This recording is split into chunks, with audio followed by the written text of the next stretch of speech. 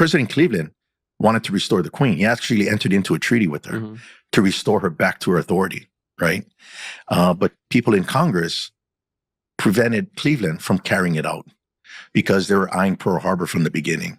This whole issue about American military presence here and the American presence was for military purposes. Yeah, that's what I hear. So all the overthrow, everything, the American government was just because they wanted. Hawaii was like a perfect place for military to control, right? The Pacific. Right. So what they wanted was Hawaii to be a base to protect the west coast of the United States. That's in the records. Yeah. So then Hawaii just got sucked into this vacuum of power and warmongering. And in order to hide this reality, the United States administration, through the territory of Hawaii in 1906, began a formal policy of denationalization. So they need to conceal the illegality.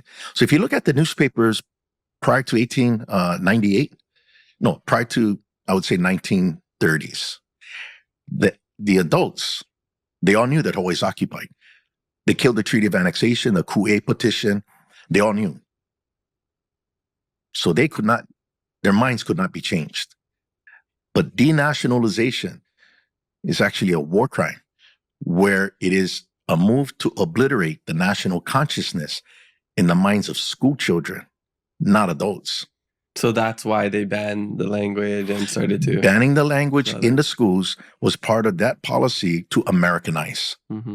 So not necessarily to ban the language, but you have to speak English. That was the approach. All you learned was American history. That was my tutu's generation. That's all. And if you didn't follow that, you get disciplined. And if you are not a good American, you don't go to high school. Total assimilation, like Native American kind. The difference with Native Americans and Hawaiians here, when you do that to school children during an occupation situation scenario, right, between two independent states under international law, that's a war crime.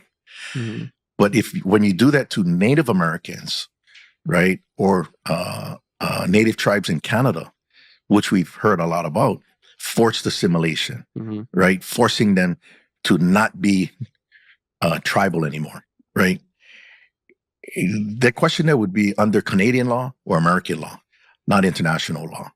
And then later comes to be known as a violation of civil rights, but those things that they did back then, they weren't held accountable to it because they didn't have the means or the laws that apply until much later. So now you start to see where the Pope comes out and apologizes, right? But in the case of an international situation between two independent states, that's a war crime. So Hawaii was considered international because it wasn't a part of anything. It was an independent nation. So Hawaii became an independent state on November 28, 1843, when Great Britain and France jointly recognized the Hawaiian Kingdom as an independent state. And that's when we got the flag with the Union Jack and stuff? Okay, let me back up then. Okay, so our ties are not to America. We have more ties to Britain, right? So when Captain Cook came here to map the Pacific, right, he made a bad decision. He tried to take Colonial Pu'u hostage.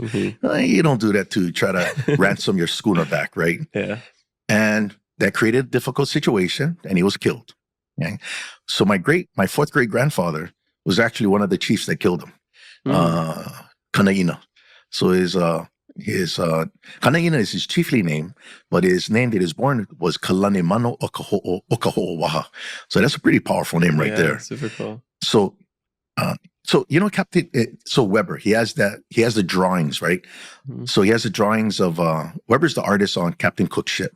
And you see the Va'akaulua going across, and you see people paddling with the mask on, right?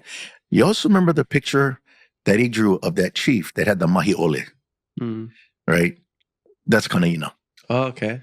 And he got killed from musket fire by the British after Captain Cook was killed, right? But it was a bad decision, but the connection was still to the British. So when Captain Vancouver came back to follow up where Captain Cook left off, Captain Vancouver befriended Kamehameha. He was trying to befriend a lot of the kings, like Kahikili, Kaeo, but it focused on Kamehameha.